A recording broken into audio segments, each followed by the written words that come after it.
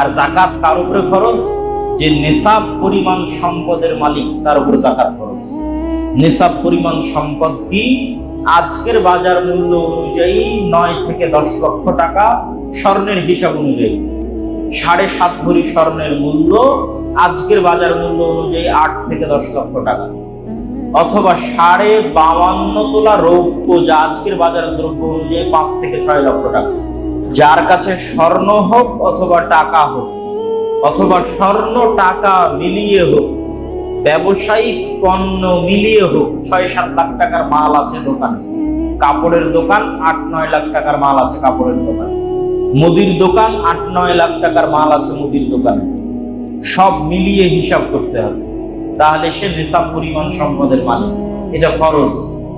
ফরজের ইবাদতে আল্লাহ বেশি সন্তুষ্ট হয় সুন্নাত নফলের চাইতেও।